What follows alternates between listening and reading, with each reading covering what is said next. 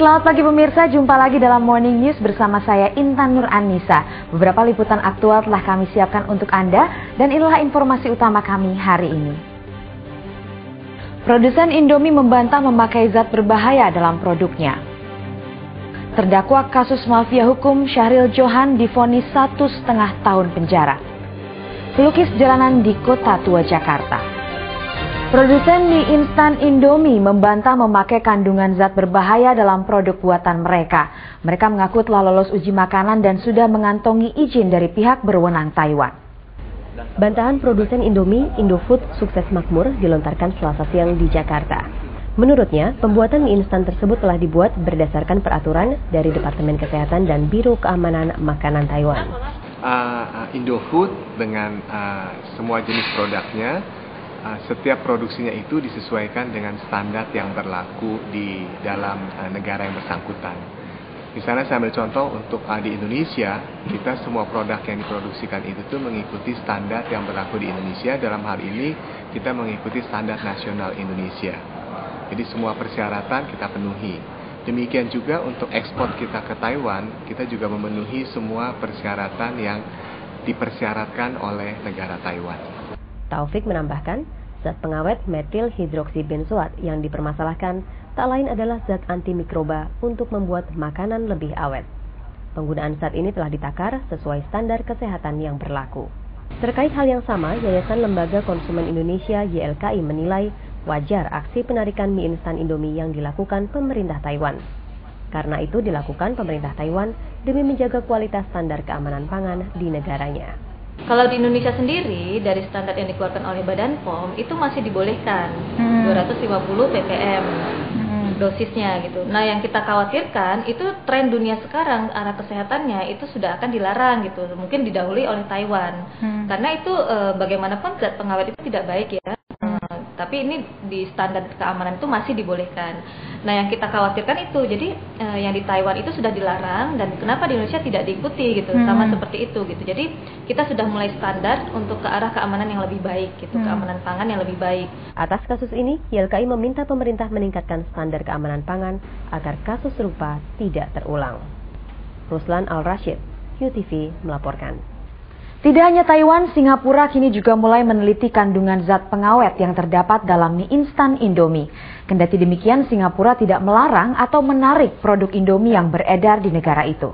Penelitian dilakukan di bawah pengawasan Otoritas Pertanian Pangan dan Hewan Singapura. Mereka mengacu pada laporan dari Taiwan tentang kandungan pengawet metil P-hidroksibenzoat pada Indomie. Di Taiwan, bahan itu hanya boleh digunakan untuk produk kosmetik, bukan makanan seperti mie instan. Menurut pihak berwenang Singapura, makanan yang mengandung metil P-hidroksibenzoat juga tidak diperkenankan dijual di negara tersebut. Itu sebabnya mereka tengah melakukan uji laboratorium pada produk Indomie. Sampai di manakah pengetahuan masyarakat tentang mie instan? Dan apa pendapat masyarakat tentang mie instan yang mengandung zat pengawet yang tengah menjadi isu hangat? Berikut tanggapannya.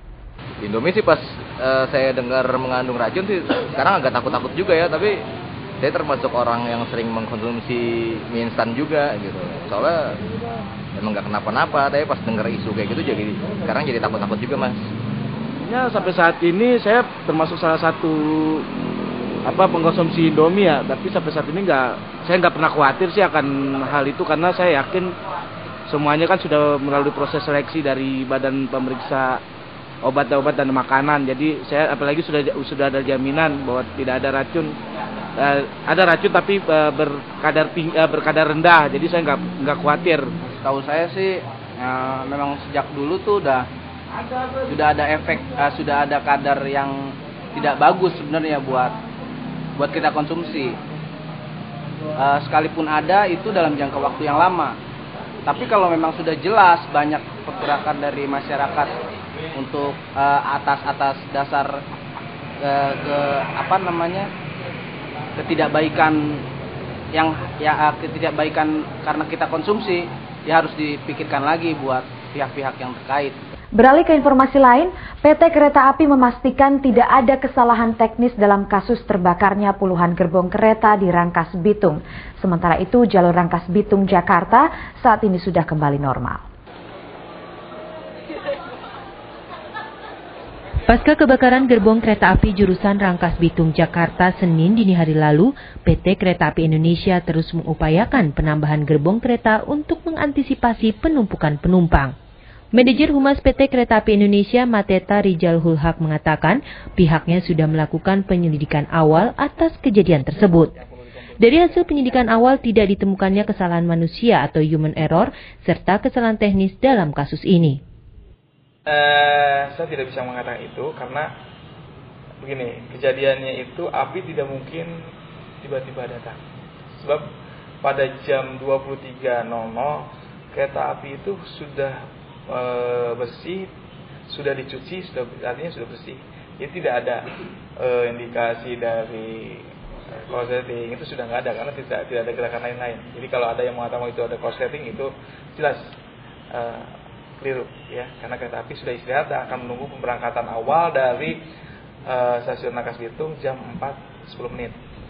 Kasus kebakaran 24 gerbong kereta di stasiun Rangkas Bitung Banten ini saat ini sudah diserahkan kepada pihak kepolisian. Seluruh bukti awal yang telah dikumpulkan oleh PT Kereta Api Indonesia sudah diserahkan kepada Laboratorium Forensik Mabes Polri. Agus Hasiloan dan Abdullah Khairuddin, QTV, Jakarta. Terdakwa kasus mafia hukum Syahril Johan divonis 1,5 tahun penjara. Informasi lengkapnya sesaat lagi.